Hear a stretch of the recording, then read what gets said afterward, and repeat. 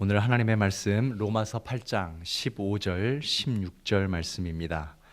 두 절의 말씀 우리 다 같이 함께 합독하도록 하겠습니다. 시작. 너희는 다시 무서워하는 종의 영을 받지 아니하고 양자의 영을 받았으므로 우리가 아빠 아버지라고 부르짖느니라. 성령이 친히 우리의 영과 더불어 우리가 하나님의 자녀인 것을 증언하려 하시나니. 아멘. 오늘 바로 금요일입니다.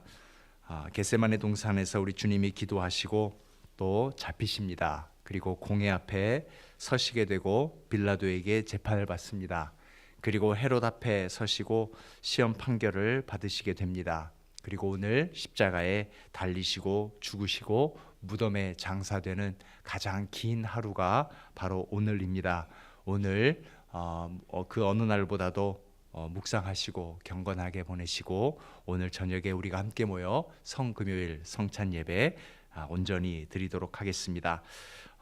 이제 하루 남았습니다. 오늘 41일째 저희들 특별 새벽기도회 7번째 주 성령 마일리지 5번째 시간입니다. 성령께서 내 안에 계신 증거가 무엇인가를 찾는 것입니다. 그렇다면 성령이 없는 것은 어떤 것인가? 성령에 없는 사람의 공통점이 하나가 있습니다. 그것은 바로 불안함입니다. 이 일이 잘 될까? 그리고 혹 사람들이 나를 떠나거나 나를 싫어하지는 않을까? 온갖 불안함이 나를 뒤엎을 때 그것은 바로 내 안에 성령이 없다라고 하는 명백한 증거입니다. 그래서 우리가 어떻게 되느냐? 피곤합니다. 불안함은 육체의 피곤함을 가져다 줍니다. 그러므로 불안함을 극복하는 그것이 우리의 모든 삶의 중요한 지혜일 것입니다. 우리에게는 갈등이라는 것이 있습니다. 부부 간에도 부모와 자녀 간에도 친구 간에도 성도와 성도, 성도와 목회자까지도 갈등이 찾아옵니다. 우리는 그것을 시험이라고 합니다. 왜 그럴까요? 그것은 부정적인 의미보다는 바로 싸움이 있기 때문에 그렇습니다. 싸움이 있다라고 하는 것은 생명이 있다라는 말입니다. 불신자가 전혀 예수를 모르는 분들이 기도하지 않았더니 나는 고민이 많아졌다, 이런 얘기 들어보셨습니까? 예수를 모르는 사람들은 기도하지 않아도 고민이 없습니다. 싸움이 없습니다. 오직 한 육체로만 살기 때문에 그렇습니다. 그러나 우리는 다릅니다. 믿음이 있건 없건, 믿음이 크건 작건 간에 두 개의 법이 우리 속에 존재합니다. 죄와 사망의 법이요, 다른 하나는 그리스도를 믿음으로 심겨진 생명의 법. 이 두 법이 날마다 우리 속에서 싸웁니다. 싸우는 정도가 아니라, 갈등 정도가 아니라 전쟁의 수준입니다. 이런 전쟁 가운데 우리의 삶이 간혹 피곤하고 지칠 수 있단 말입니다. 이 싸움에서 피곤하고 지치지 아니하도록 늘 힘을 주시는 이가 바로 성령입니다. 그러므로 오늘 성령으로 말미암아 어떤 싸움이시든지 승리하시고 지치지 아니하시고 힘 있는 하루가 되시기를 축복하여 드립니다. 자, 그러면 성령은 우리 안에서 어떤 일을 일으키는가? 사실 우리가 13절부터 보아야 합니다. 13절은 너희가 육신대로 살면 반드시 죽을 것이로되 영으로서 몸의 행실을 죽이면 살리니 라고 했습니다. 성령이 우리 안에서 하시는 일은 무엇인가 하면 우리 속에 나도 어쩔 수 없는 잘못된 습관들을 계속해서 무너뜨리는 것, 이것을 성령께서 해주시는 것입니다. 그러므로 우리의 연약한 부분, 우리의 죄된 습성, 우리의 습관, 이것들을 오려내신다라고 하는 것입니다. 그러므로 우리가 성령에 붙들릴 때 잘못된 습관이 그것이 바뀌어지고 변화되는 것입니다.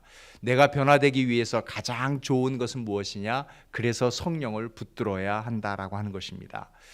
주후 313년에 이제 로마의 콘스탄틴 대제가 밀라노 칙령을 선포함으로 그 로마에서 이제 공식적으로 기독교가 되었습니다.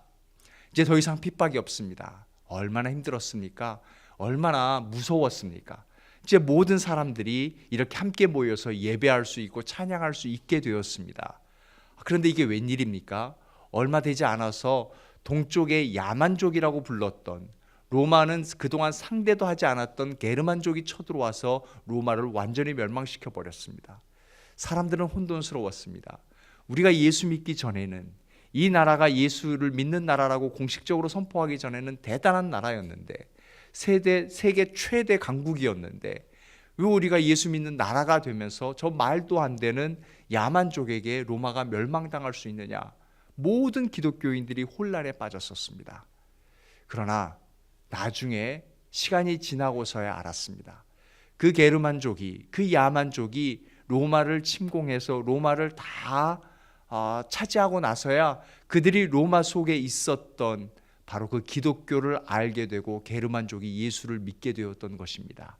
그래서 어거스틴은 그걸 보고, 야, 그냥 우리가 이렇게 판단해서는 안 되구나. 한 나라를 멸망시켜서 하나님 나라를 세우고자 하는 하나님의 뜻이구나. 바로 이것은 City of God, 하나님의 도성이구나 라고 선포했던 것입니다. 하나님의 나라가 무너진 것 같지만 무너진 것이 아니라 더 큰 것을 세우기 위한 하나님의 방법이다라고 하는 것입니다. 내 속에서 성령께서 이러한 일을 이루신다라고 하는 것입니다. 하나님은 이미 우리에 대한 큰 계획을 가지고 계십니다. 그 계획을 세우시기 위해서 가끔씩 내 속에 있는 것을 무너뜨리곤 하십니다. 내게 그렇게 소중했던 자존심도 무너뜨리고요, 내게 소중했던 물질 또한 잠시 흘러가게 하십니다. 왜냐하면 하나님은 우리를 통하여서 세우시기 위함입니다. 사랑하는 여러분, 내 뜻대로 좀 되는 것이 아니더라도, 혹시 무너진 것이 있다 할지라도 잠잠히 성령 붙들고 기다리시면 그것이 하나님의 뜻이 또 분명한 계획이심을 깨닫는 순간이 오게 되리라 믿습니다. 하나님은 무너뜨림으로 세우시는 분이십니다. 그러므로 우리가 결국 무너지는 법이 없습니다. 하나님은 반드시 그 자리에서 하나님의 놀라운 것으로 세워주실 줄로 믿습니다. 때로 우리의 육체를 무너뜨림을 통하여서 진리의 보화를 깨닫게 되기도 합니다. 그러므로 우리가 때로는 질병에 걸렸다 할지라도, 우리가 일어설 수 없는 때라 할지라도 성령으로 말미암아 반드시 그 날이 회복되리라 믿습니다. 또한 성령은 어떠한 일을 하는가? 14절입니다. 무릇 하나님의 영으로 인도함을 받는다라고 했습니다. 여기서 인도함을 받는다라는 말은 점잖은 표현이 아닙니다. 그냥 막 끌고 간다라고 하는 것입니다. 하나님은 말씀만 던져주시고 수수방관하시는 분이 아니십니다. 그 말씀대로 끌고 가십니다. 자, 우리가 말씀을 읽었잖아요. 말씀을 함께 나누었잖아요. 그러면 그 말씀의 방향으로 끌고 가시는 분이 바로 성령님이시다라고 하는 것입니다. 주의 지팡이와 막대기가 나를 안위하시나이다. 어디로 안위하십니까? 푸른 초장으로 인도하신다라고 하는 것입니다. 푸른 초장과 맑은 시냇물로 인도하시기 위해서 골짜기까지 통과하시기, 그 힘을 주시는 이가 바로 성령님이시다라고 하는 것입니다. 그래서 성령께서 내주하시게 되면 우리에게는 두려움이 없게 됩니다. 왜 두려움이 없는가? 너희는 다시 무서워하는 종의 영을 받지 아니하고 양자의 영을 받았기 때문이다 라고 오늘 우리가 읽은 본문에서 살고 있습니다. 우리가 이 땅을 살면서 지혜롭지 못해서가 아니라 누군가에게 당할 때가 있습니다. 사단에게 넘어갈 때도 있지만 괜히 우리가 잘못한 일을 해서 내 몫을 빼앗기기도 합니다. 그렇다고 해서 그 넘어진 자리에서 자기를 넘어뜨리는 사람을 향하여서 울어봤자 소용이 없습니다.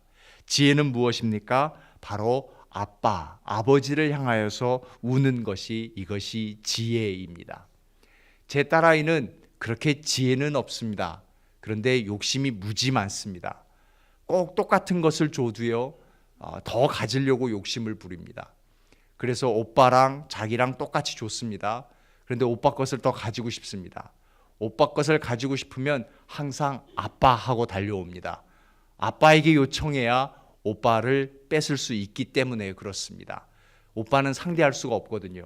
예전에는 상대할 수 있었는데 요즘에는 점점 더 커서 상대할 수가 없어서 자꾸 저에게 의지합니다. 사실 안 그래야 되는데 딸이 말하면 넘어갈 수밖에 없더라고요.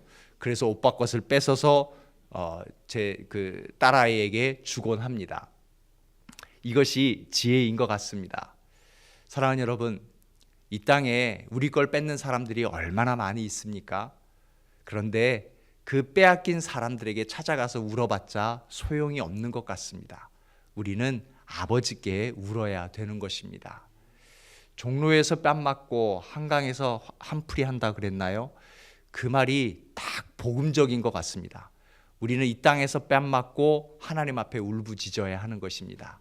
그 울부짖음이 한강보다 더 많기를 축복하여 드립니다. 그렇게 울면 하나님이 회복시켜 주시는 것입니다. 우리가 울면서 바라볼 곳은 딱 한 곳입니다. 하나님 나라를 향해서 울어야 회복이 된다라고 하는 것입니다. 그때 회복되는 것이 바로 성령입니다. 그래서 내 안에 내주하는 성령을 확인할 수 있는 것이고, 이것은 바로 양자의 영, 우리가 하나님을 아바 아버지라 부를 수 있는 양자의 영인 것입니다. 그래서 이제 결론입니다. 성령께서는 어떠한 일을 하시는가? 26절이 우리의 결론이 되겠습니다. 같이 한번 읽겠습니다. 시작. 이와 같이 성령도 우리의 연약함을 도우시나니 우리는 마땅히 기도할 바를 알지 못하나 오직 성령이 말할 수 없는 탄식으로 우리를 위하여 친히 간구하시느니라. 사람마다 다 약점이 틀립니다. 하지만 모든 이에게 공통적인 약점이 있습니다. 그것은 무엇인가 하면 성도에게 약점은 바로 기도입니다. 우리가 기도가 제일 어렵습니다. 기도한다 해도 기도가 어렵고요. 42일, 365일 중에 별것 아닌 것 같지만 42일 지켜가기가 쉽지 않지 않습니까? 우리가 신앙생활, 믿음 생활에서도 어려운 것이 기도입니다. 그래서 성령께서 우리의 기도를 도우신다라는 것입니다. 왜 많은 것 놔두고 기도를 도울까요? 바로 기도는 가장 기본이 되고, 기도는 가장 중요하고 하나님 은혜의 통로이자 능력의 통로이기 때문에 그렇습니다. 자, 그렇다면 결론은 한 가지입니다. 우리 속에 성령이 없으면 기도가 막힙니다. 우리 속에 성령이 있으면 기도가 열리기 시작합니다. 그러므로 우리가 신앙생활에서 가장 중요한 기본이 되는 이 기도의 통로가 열리기를 원한다면 우리는 날마다 성령과 동행해야 되는 것입니다. 모든 질병이 감기에서 시작되듯이 모든 신앙의 문제는 기도의 부재에서 시작됩니다. 기도의 부재에서 영적인 침체가 오고요. 영적인 침체가 영적 패배가 되는 것입니다. 그러므로 교회가 기도가 사라지고 프로그램 앞세우게 되면 그때부터는 큰 문제가 생기게 되는 것입니다. 하나님께서는 왜 우리를 기도하게 만드실까요? 그분이 원하시는 모습으로 변화시키려고 하나님은 우리를 기도케 하시는 것입니다. 그리고 또한 기도함을 통하여서 능력을 주시기 때문에 그렇습니다. 그래서 우리로 하여금 기도하는 자리로 끌고 가시는 것입니다. 지팡이로도 끌고 가시고요, 막대기로도 끌고 가시고요, 나중에는 혼내시면서도 끌고 가시는 것입니다.